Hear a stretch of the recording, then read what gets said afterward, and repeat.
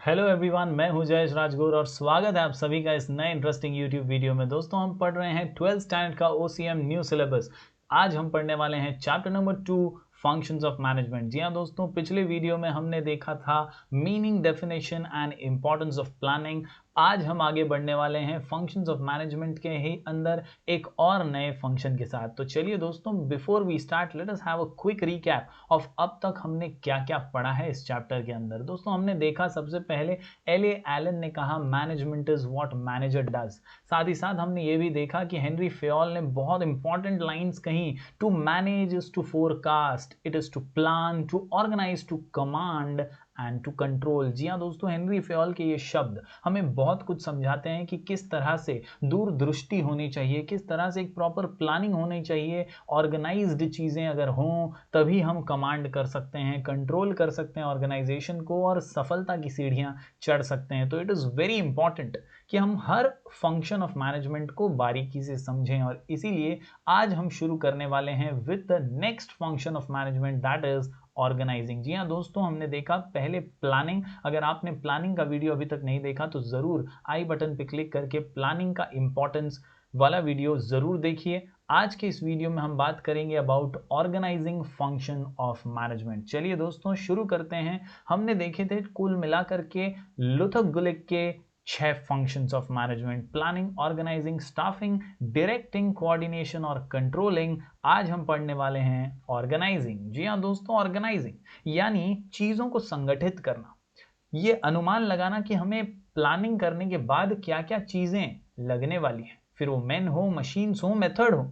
ऐसी कई चीजें हैं जिनकी जरूरत ऑर्गेनाइजेशन को पड़ेगी फॉर अचीविंग डिजायर्ड गोल्स। सही प्लान को सही अंजाम तक पहुंचाने के लिए organising is the next step, or we can say the next function of management. Organizing is the process of identifying, bringing the required resources together such as men, money, material, machine, method। जी हाँ दोस्तों, 5M underline करके याद रखिए। 5M यानी organising के 5M जो है बहुत इंपॉर्टेंट हैं: मैन, मनी, मटीरियल, मशीन और मेथड। जी हाँ दोस्तों, once again I repeat, organizing is identifying and bringing the required resources together. Identifying and bringing resources together यानी पहले पहचानना क्या क्या चीजों की जरूरत है और फिर उन चीजों को इकट्ठा करना, जैसे कि मैन, मनी, मटीरियल, मशीन और मेथड। इन पांचों का समीकरण ही एक्चुअल में ऑर्गेनाइजिंग कहा जाता है। दोस्तों, in planning the management decides what is to be done in future,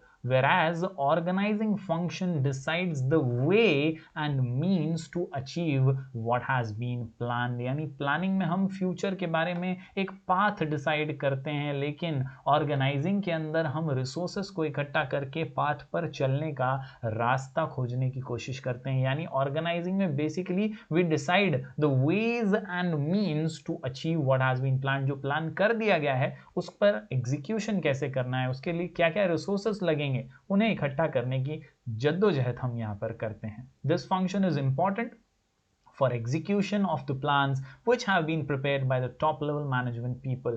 The synchronization and combination of workforce, physical, financial and information resources are established in the process of organizing। यानी ये एक ऐसा process है दोस्तों जहां पर synchronisation होता है, एक मिलाप होता है अलग अलग रिसोर्सेस का, फिर वो फाइनेंशियल रिसोर्सेस हो, फिजिकल रिसोर्सेस हो, हर रिसोर्सेस को इकट्ठा करके एक तालमेल बिठाने की कोशिश होती है और फिर ऑर्गेनाइजेशनल गोल्स को अचीव करने के लिए मिलकर काम किया जाता है। तो चलिए दोस्तों देखते हैं कुछ इंपॉर्टेंट डेफिनेशंस ऑफ ऑर्गेनाइजिंग। जी हाँ दोस्तों, कुल मिलाकर 3 डेफिनेशंस हमारे टेक्स्ट बुक में हमें दिए गए हैं। The term organization is used to denote a structure.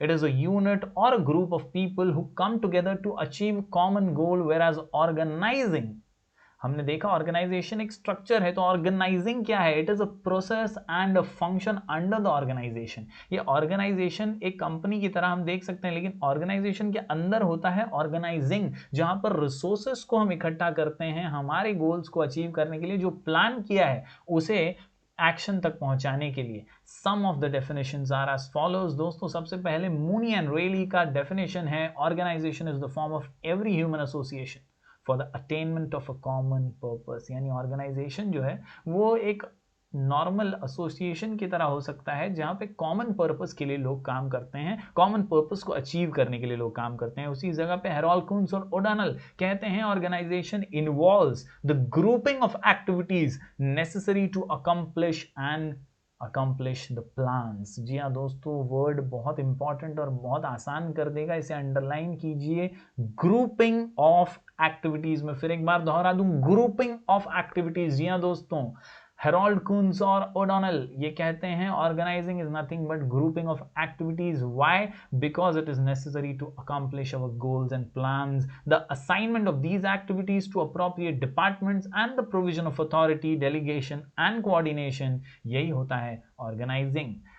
थियो हेमन का डेफिनेशन भी है यहाँ पर दोस्तों। थियो हेमन कहते हैं organising is the process of defining and grouping the activities of the enterprise and establishing the authority relationships among them. In performing the organising function the manager defines, departmentalises and assigns activities so that they can be most effectively executed। फिर एक बार दोहरा दूं दोस्तों, यहाँ पर 3 शब्दों का इस्तेमाल थियो हेमन ने किया है। Manager defines, departmentalises and assigns. जी हाँ दोस्तों, DDA डिफाइन करता है मैनेजर, डिपार्टमेंटलाइज करता है यानी बंटवारा करता है काम का, और असाइन करता है, टास्क को देता है स्पेसिफिक लोगों को ताकि चीजें सही ढंग से हो पाए। तो इस प्रकार दोस्तों हमारे टेक्स्ट बुक के अंदर 3 डेफिनेशंस दिए हैं। एटलीस्ट एक डेफिनेशन आपको पूरी तरह से बाय हार्ट करना है ताकि आप अच्छे से उसे बोर्ड एग्जाम में प्रेजेंट कर पाएं। प्रेफरेबली मेरी तरफ से अगर मैं एक राय देना चाहूं तो हेरोल्ड कून्स और ओडोनेल का जो सेकंड वाला डेफिनेशन है वही याद कीजिए, बहुत इंपॉर्टेंट है। वो लिखने पर आपका एक अच्छा इंपैक्ट गिरेगा और आंसर बहुत अच्छे से आप प्रेजेंट कर पाएंगे। चलिए दोस्तों, आज देखते हैं फिर एक बार इंपॉर्टेंस का एक आंसर। जी हाँ दोस्तों, मैंने जैसे कि आपको कहा पिछले वीडियो में भी कि इस पूरे चैप्टर में एक प्रॉपर स्ट्रक्चर है, उसी स्ट्रक्चर में हमें पढ़ाई करनी है। मीनिंग, डेफिनेशन और इंपॉर्टेंस, मीनिंग, डेफिनेशन और इंपॉर्टेंस। तो चलिए आज देख लेते हैं इंपॉर्टेंस ऑफ ऑर्गेनाइजिंग। जी हाँ दोस्तों, 10 पॉइंट का आंसर हमारे टेक्स्ट बुक में दिया गया है और इन 10 पॉइंट्स को आसानी से याद रखने के लिए हमारा शॉर्ट कोड है ABCDEFGHI ऑर्गेनाइजिंग। जी हाँ दोस्तों, बहुत ही आसान सा शॉर्ट कोड। अगर ये शॉर्ट कोड पसंद आए तो लाइक तो बनता ही है दोस्तों। Importance of organizing short code है ABCDEFGHI ऑर्गेनाइजिंग। जी हाँ दोस्तों, इंपॉर्टेंस ऑफ ऑर्गेनाइजिंग ABCDEFGHI, हर लेटर का एक आपको यहाँ पर पॉइंट मिलने वाला है। A for administration, B for brings specialization, C for clarifies authority and responsibility, C for once again creates sense of security, D for defines jobs properly, E for establishes coordination, F for facilitates administration and operation, G for growth and diversification, H for helps in optimum use of resources and I for innovation। तो इस प्रकार दोस्तों 10 point का ये answer आसानी से आप याद रख सकते हैं। क्वेश्चन का नाम है इंपॉर्टेंस ऑफ ऑर्गेनाइजिंग, आंसर का नाम ABCDEFGHI ऑर्गेनाइजिंग। जी हाँ दोस्तों, इंपॉर्टेंस ऑफ ऑर्गेनाइजिंग ABCDEFGHI, ये 10 पॉइंट्स आपके सामने। चलिए शुरू करते हैं। तो चलिए दोस्तों, हमारा सबसे पहला पॉइंट है ए से एडमिनिस्ट्रेशन। जी हाँ दोस्तों, ऑर्गेनाइजिंग हेल्प्स इन एडमिनिस्ट्रेशन या we can say effective administration. Admin का जो काम होता है, एडमिनिस्ट्रेशन का जो काम होता है, ये ऑर्गेनाइजेशन का बहुत बेसिक और बहुत इंपॉर्टेंट काम होता है दोस्तों। राइट पर्सन राइट जॉब पर with right authorities and responsibility, सही व्यक्ति सही जगह पर सही काम करता हुआ मिले तो ही ऑर्गेनाइजेशन को सक्सेस मिलेगा, और इसी में मदद करता है ऑर्गेनाइजिंग। क्योंकि ऑर्गेनाइजिंग में हम ग्रुप करते हैं ना एक्टिविटीज को, हम लोगों को जमा करते हैं, रिसोर्सेज को इकट्ठा करते हैं, तो रिसोर्सेज सही होनी चाहिए। Right person right job, this function determines different position, departments, activities and the roles are clearly structured। दोस्तों याद रखिए, the utmost care is taken while placing right person in right job with right authorities and responsibilities. It is achieved through division of work and delegation of authorities। Basically काम का सही बंटवारा, authorities सही लोगों के हाथ में, ताकि काम जो है वो properly successfully हो सके। This all leads to efficient and effective administration, यानी ABCDEFGHI में A for administration। बढ़ते हैं आगे दोस्तों, दूसरा पॉइंट है B से brings स्पेशलाइजेशन, ब्रिंग्स स्पेशलाइजेशन यानी एक्सपर्टीज, यानी स्पेशलिटी जिसकी है, जिसमें जिसकी खूबी है, जो प्रॉपरली स्पेशलिस्ट की तरह काम करता है, एक एक्सपर्ट की तरह काम करता है, उसे सही काम में एफिशिएंसी मिले और उसकी स्पेशलाइजेशन हो सके, ऐसा काम करने में मदद करता है। Organisational structure is a network of relationships in which the work is divided into units and departments. अलग अलग डिपार्टमेंट्स और यूनिट्स में काम को बांटा जाता है। This division of work helps in bringing specialization, यानी अगर कोई डिजाइनिंग डिपार्टमेंट है तो वो काम डिजाइनिंग का ही करेगा, उसको कोई सेल्स या मार्केटिंग का काम नहीं करना है, उसे प्रॉपरली फोकस करके कंसंट्रेट करके अच्छे डिजाइन्स बनाने हैं, ऑर्गेनाइजेशन की ब्रोशर्स बनाने हैं, मार्केटिंग स्ट्रैटेजीज डिजाइन करनी है। बेसिकली उस डिपार्टमेंट का स्पेशलाइजेशन है कि वो सिर्फ डिजाइन्स बनाएगा। और इसीलिए दोस्तों ऑर्गेनाइजेशन अगर अच्छे से किया है, अगर हमने ऑर्गेनाइजिंग एक्टिविटी को अच्छे से किया है, तो हमारे अंदर स्पेशलाइजेशन जरूर आएगा और हमारा ऑर्गेनाइजेशन सक्सेसफुल जरूर बनेगा। Thus, specialization in activities leads to increase in organizational efficiency। बढ़ते हैं आगे दोस्तों, सी से है क्लैरिफाइज अथॉरिटी एंड रिस्पॉन्सिबिलिटी। जी हाँ दोस्तों, सी से 2 पॉइंट्स हैं। पहला पॉइंट है clarity, clarity in authority and responsibility. भाई जिम्मेदारी ये प्रॉपरली डेलीगेट कर दी गई है। ऑर्गेनाइजिंग से ही, इसी फंक्शन से हमें क्लैरिटी मिलती है। प्लानिंग में तो हम प्लान बना लेते हैं, हम स्ट्रक्चर बना देते हैं, हम रास्ता दिखा देते हैं, लेकिन चलना किसे है, कौन क्या काम करेगा, ये अथॉरिटी और रिस्पॉन्सिबिलिटी ऑर्गेनाइजिंग से ही मिलती है। Organisational structure defines the role of every manager. जी हाँ दोस्तों, अंडरलाइन कर दीजिए, defines the role of every manager, defines the role of every manager, defines the role of every manager. हर मैनेजर का क्या काम है, उसे कौन से डिपार्टमेंट पर ध्यान देना है, उसे क्या डेलीगेशन करना है, अथॉरिटीज किसे देनी है, रिस्पॉन्सिबिलिटी क्या है, काम की जिम्मेदारी कितनी है, वो सारी चीजें ऐसे ही ऑर्गेनाइजिंग फंक्शन काम में ला सकता है। This can be done by delegation the authority to every manager and clarifying the way he has to exercise those powers so that misuse of powers does not take place। अगर properly assign किया गया authority और responsibility तो misuse भी power का ना हो, इसका भी ध्यान रखा जा सकता है। well defined jobs and responsibilities helps in bringing efficiency into managers working। this helps in increasing productivity, यानी इस प्रकार प्रोडक्टिविटी को इंक्रीज कर सकते हैं, एफिशिएंट ऑर्गेनाइजेशन को बना सकते हैं, अगर आपने अथॉरिटी और रिस्पॉन्सिबिलिटी को क्लियर कर दिया है, अच्छे से लोगों को बता दिया है कि बॉस क्या काम करना है और क्या जिम्मेदारी से काम करना है। तो डेफिनेटली ऑर्गेनाइजेशन जो है ये बहुत ही इंपॉर्टेंट स्ट्रक्चर है और ऑर्गेनाइजिंग जो है ये इसका इंपॉर्टेंट फंक्शन है। हमारा short code importance of organizing के लिए ABCD EFGHI। चलिए दोस्तों बढ़ते हैं आगे। याद रखिए दोस्तों, सी से 2 पॉइंट्स हैं। दूसरा सी है क्रिएट्स सेंस ऑफ सिक्योरिटी। जी हाँ दोस्तों, creates sense of security. Organisational structure clarifies the job positions. हर व्यक्ति को पता होता है कि उसका जॉब पोजीशन क्या है, उसको कितना काम करना है। It clearly states the duties and responsibilities of everyone.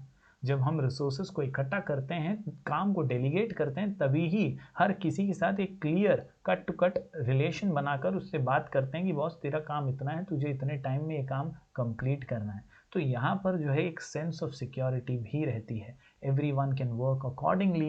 Clarity in jobs and powers helps in increasing mental satisfaction and it creates sense of security among employees। Employees को भी पता होता है कि वो सिक्योर हैं और सेफली यहाँ पर काम कर सकते हैं, क्योंकि उनका जो डिजायर्ड काम है, डिजायर्ड गोल है, वो एक ही है, ऑर्गेनाइजेशन की सफलता, और उसी के लिए वो लोग काम कर रहे हैं। तो दोस्तों ये थे सी से हमारे 2 points, clarity in authority and responsibility and create sense of security. बढ़ते हैं आगे दोस्तों, अगला पॉइंट है डी से डिफाइंस जॉब्स प्रॉपर्ली। दोस्तों यहाँ से सभी पॉइंट, इसके बाद के जितने भी पॉइंट्स हैं सभी काफ़ी ईजी हैं और आसानी से आप अंडरस्टैंड कर लेंगे। डी से डिफाइंस द जॉब्स प्रॉपर्ली। याद रखिए, राइट पर्सन राइट जॉब, सही आदमी सही काम पर होना चाहिए, सही काम के लिए सही व्यक्ति का चुनाव होना चाहिए, और यही कहता है ऑर्गेनाइजिंग का function. Organizational structure helps in putting a right man on the right job, which can be done by selecting people for various departments according to their qualifications, skill and experience। चुना जाए अगर सही व्यक्ति को, उसके skills को देखते हुए, उसके एक्सपीरियंस, उसके काम काज को देखते हुए, तभी वो सही काम ऑर्गेनाइजेशन के लिए कर पाएगा। This is helping in defining the jobs properly, which clarifies the role of every person. तो हर व्यक्ति को अपना रोल पता है, अपना काम पता है और अपने स्किल्स के, अपने हुनर के दम पर वो अच्छे से काम कर पाएगा, क्योंकि उसे अपना जॉब प्रॉपरली डिफाइन कर दिया गया है। तो दोस्तों ABCD में D for defines the jobs properly. बढ़ते हैं आगे, ई से आसान सा point, once again establishes coordination. हमने प्लानिंग में भी ये पॉइंट देखा था दोस्तों, फैसिलिटेट्स कोऑर्डिनेशन। उसी प्रकार यहाँ पर ऑर्गेनाइजिंग भी एक ऐसा फंक्शन है जो फैसिलिटेट करता है, कोऑर्डिनेशन करने में मदद करता है, कोऑर्डिनेशन बल्कि एस्टैब्लिश करता है। अगर तालमेल नहीं है डिपार्टमेंट्स के बीच, तो डिपार्टमेंट्स के बीच कोऑर्डिनेशन क्रिएट करने में ऑर्गेनाइजिंग फंक्शन मदद करता है। This function helps in establishing coordination among different departments of organization. It creates clear-cut relationships among positions and ensures mutual cooperation among individuals. अलग अलग डिपार्टमेंट के मैनेजर्स, अलग अलग वर्क एम्प्लॉयज या वर्कर्स, इन सब के बीच में म्यूचुअल रिलेशनशिप्स क्रिएट करने का काम ये ऑर्गेनाइजिंग फंक्शन करता है। कोऑर्डिनेशन और synchronization between all departments and different level of managers is important for smooth functioning of organizational activities. ये जरूरी है क्योंकि सब लोगों का एक ही मकसद है कि ऑर्गेनाइजेशन को सफलता मिले। तो ये बहुत जरूरी है कि तालमेल हो, कोऑर्डिनेशन हो, और ऑर्गेनाइजिंग अगर सही से की गई है तो definitely we can establish coordination also. मैंने कहा दोस्तों डी के बाद सारे पॉइंट बहुत सिंपल हैं, आसानी से आप समझ सकते हैं और याद भी हमारे शॉर्ट कोड के जरिए रख ही सकते हैं। बढ़ते हैं आगे, एफ से फैसिलिटेट्स एडमिनिस्ट्रेशन एंड ऑपरेशन। दो टर्म्स है दोस्तों। एडमिनिस्ट्रेशन यानी मैंने बताया आपको एक्टिविटीज को जो है ये आप प्रॉपरली आइडेंटिफाई करके ग्रुप कर देते हैं। एडमिनिस्ट्रेशन में आप राइट पर्सन राइट जॉब पे रखते हैं। ऑपरेशन यानी क्या? ऑपरेशन यानी एग्जीक्यूशन। ऑपरेशन यानी एग्जीक्यूट करना, जो प्लान बना दिया है उस पर एक्चुअली में चलना। वॉकिंग द टॉक, जो प्लान किया है उसके ऊपर काम करना। Grouping and assigning activities is the task of administration, whereas processing according to it is operation. तो ये दोनों ही काम करने में, प्रोसेसिंग करने में भी और असाइनिंग करने में भी हमारी मदद ऑर्गेनाइजिंग फंक्शन करता है, और इसीलिए फैसिलिटेट्स एडमिनिस्ट्रेशन एंड ऑपरेशन। बढ़ते हैं आगे दोस्तों, अगला पॉइंट है जी से ग्रोथ एंड डाइवर्सिफिकेशन। जी से ग्रोथ एंड डाइवर्सिफिकेशन। याद रखिए दोस्तों, ऑर्गेनाइजिंग फंक्शन ग्रोथ करने में मदद करता है, साथ ही साथ हमारे ऑर्गेनाइजेशनल गोल्स में हमें डाइवर्सिफिकेशन लाने में भी मदद कर सकता है। दोस्तों याद रखिए, हर ऑर्गेनाइजेशन का एक मूल सिद्धांत होता है, एक गोल होता है कि वो ग्रो करें।